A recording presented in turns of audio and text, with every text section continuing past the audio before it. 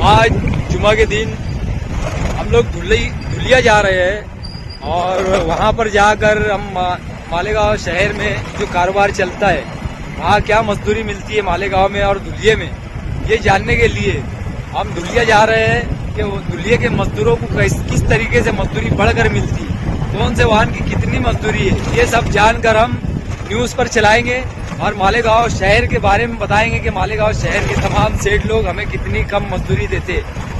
आप लोग ध्यान दें और मालेगांव शहर में हम जो तहरीक चलाने वाले उसके लिए हमारा साथ दें। अस्सलाम वालेकुम। हम यहाँ पे धुलिये में आए हुए, धुलिये के यूनियन के जिम्मेदार लोग हैं, सादिक भाई और राजू लीडर साहब। हम ये लोग के पास आए और यहाँ पे किस तरीके से मजदूरी बढ़ती है, ये लोग किस तरीके से मजदूरी बढ़वाते हैं, इनका साथ कौन कौन देता है और यहाँ पे क्या मीटर मिल रहा है, ये जानने के लिए हम आपके पास आए। आप सादिक भाई आप बताओ यहाँ पे मजदूरी किस ढंग से मिलती है? हम लोग को तो यहाँ पर धुलिया के अंदर जो पावरलूम यूनियन जो काम कर रही है मजदूरी के ताल्लुक से, तो और भी लोग की सब है, गठनी जोड़ना वालों की अलग है, दूसरे लोग की और भी अलग है। अपनी खुद की जो यूनियन है, रजिस्ट्रेशन हम लोग की, हम लोग के हिसाब से काम करते हैं। हम लोग लेबर ऑफिस भी गए और भी कई जगहों गए है ना इसके पहले मजदूरी के मसले में। बाकी फिर आखिरी में ऐसा होता कि हम लोग बैठ के मतलब मसला हल कर लेते। तो कई दफा तो ऐसा हुआ कि हम लोग बैठ के समझ लेते हैं और समझने के बाद में ये तय होता है कि भाई इस वक्त जो मजदूरी बढ़ रही है, अब इसके बाद में 3 साल के बाद में मजदूरी बढ़ेगी, बीच में कोई भी मतलब है आवाज नहीं उठाना। तो फिर हम लोग भी वो सलाह मशवरा करते हुए 3 साल का स्किप कर लेते हैं कि ठीक है 3 साल पे मतलब है तुम भी ने बोलने का मौका मिले और हमको भी ज्यादा उल्लर करने की जरूरत ना पड़े, मजदूरों का भी हो जाए, तुम्हारा भी कारोबार चले, हम लोग का भी जो वो चलना चाहिए।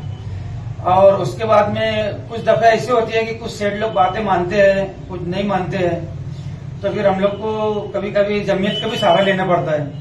कि जमीयत के ऑफिस में भी बहुत सारे पावरलूम मालिक लोग को उठना बैठना है माशाल्लाह, अपने से भी ताल्लुकात में, तो फिर अपन वो लोग को बोलो जमीयत के जो जिम्मेदार है कि भाई आप लोग के यहाँ पे सेठ लोग आते हैं और आप लोग भी मतलब एक शहर के जिम्मेदार है, क्योंकि आज जमीयत कोई मामूली चीज नहीं है।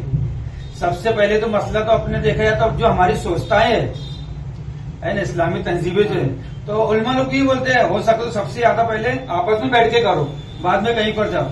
तो हम लोग भी और रिश्ते से भी नाते से जाते हैं कि भाई तुम लोग जमीयत के लोग जिम्मेदार हैं, सेठ लोग से बात रखो कि 3 साल हो गए मजदूरी, या 3 साल के 4 महीनों ऊपर हो गए, 3 महीनों ऊपर हो गए, तो उन लोग की मजदूरी का बोलो। फिर वो लोग की बात करते हैं, हफ्ता 15 दिन का टाइम लेते हैं। ऐसा हुआ कि भाई जमीयत वालों को वैसे भी मजदूरी बढ़ी है 1-2 मरतबा, और कोई दफा ऐसा होता है कि भाई हालत सही नहीं रहती तो लोग बोलते हैं देखो सेठ हाथ नहीं रखन दे रहे, तो फिर हम भी कुछ महीना 2 महीना 3 महीना रुक कर बाकी वो मसला 3-3 महीने के ऊपर हल हो जाता है। और अभी हम लोग 15 साल से लगातार 3 साल के ऊपर मजदूरी हम लोग सेठ लोग बढ़ा के दे रहे हैं और यही हो जाता है। और अभी इस वक्त तो फिर 3 साल हुआ है, अभी चालू हफ्ते के अंदर इसी जनवरी 25 के अंदर लेटर दिया है, बात हुई है। हालांकि मालिक लोग ईद बात का बोल रहे और हम लोग का जो ऐसा है कि भाई कहना है कि रमजान के पहले मजदूरी बढ़ जाए तो मजदूरों को बेचारे जो है उनका त्योहार बार आसानी से खुशी से हो जाए, बस ये बढ़ा सकती है। तो मालेगांव शहर की जमीयत क्यों नहीं आती? मालेगांव शहर की जमीयत को भी आना चाहिए और मजदूरों के हक में लड़कर मजदूरी बढ़वाना चाहिए। मजदूरों को जो सहूलतें नहीं मिलती वो मिलना चाहिए। इस तरीके से हमारा रजिस्ट्रेशन नहीं है वो करवाना चाहिए, तब जाकर मजदूरों को हुकूमत की सहूलतें मिलेंगी। हुकूमत जो बांध काम मजदूरों को और गन्ना काटने वाले मजदूरों को, माताड़ी कामगार वालों को जो सहूलतें देती है वो सारी सहूलतें पावरलूम मजदूरों को भी मिलना चाहिए। इस तरीके से हमारी अपील है मालेगांव शहर की तमाम जमीयत से कि आप लोग हमारा साथ दें और मजदूरों के हक की आवाज उठाए।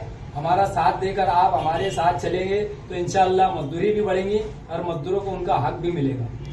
अभी जैसा अल्ताफ भाई बता रहे कि भाई मजदूरी के ताल्लुक से सबको, तो जो जिम्मेदार लोग हैं, चाहे सियासी हो, चाहे जमीयत हो, चाहे उलमा वहाँ के मुफ्ती साहब हो, लोग एक होती है सबसे पहले इंसानियत, है ना। इंसानियत के नाते क्या होता है कि भाई हमारे मजदूर भी हमारे, मालिक भी अपने। अब जो सियासी होते हैं वो डरते हैं कि भाई हम मजदूरों की तरफ से बोलेंगे तो ये हमारे सेठ लोग नाराज होंगे।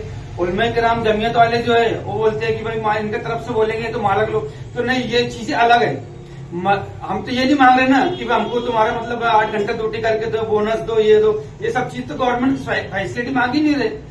हम लोग तो सिर्फ ये बोल रहे हैं कम से कम जो मजदूरी है टाइम के ऊपर बढ़ना चाहिए, तो हम लोग आवाज भी नहीं उठाएंगे। कम से कम ये आपसी मसला है ना।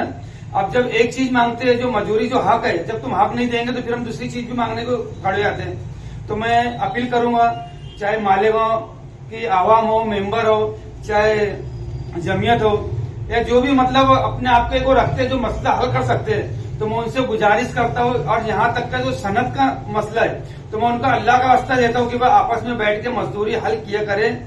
और उसके बाद में देखो धुलिया के अंदर भी कारोबार चलता है, जो कि यहाँ के मालक लोग सूद है, हर चीजें है, माल वहां देते हैं, वहां से कच्चा लाते तैयार करते हैं, जो कि कास्टिंग इनकी ज्यादा बैठती है। उसके बावजूद भी अल्लाह ताला इन लोग को रोजी में बरकत दे रहा है और कर रहे हैं, और मजदूरी 3 साल में बढ़ती है। तो मालेगांव वालों को क्यों नहीं बसता होगा?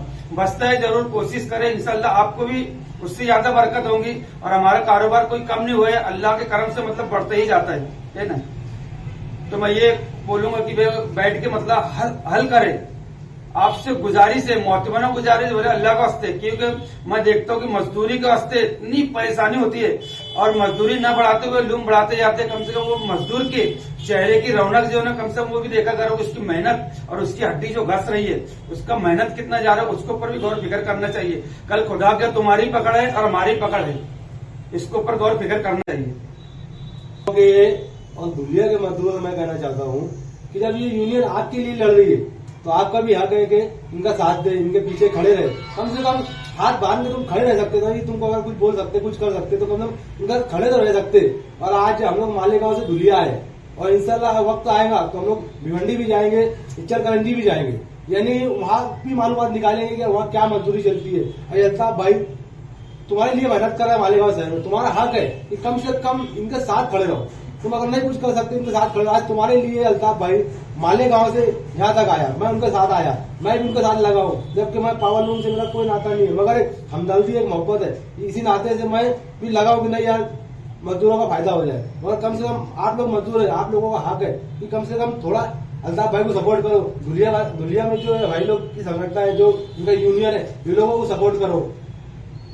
बोलो। अस्सलाम वालेकुम, मैं खानदेश लेबर पावर लूम मजदूर यूनियन का सेक्रेटरी और मालेगांव से आए हुए हमारे मेहमान, वहाँ की यूनियन के सदर जनाब शेख अल्ताफ साहब और हमारी यूनियन के सदर सादिक असलम साहब और उपाध्यक्ष राजू लीडर।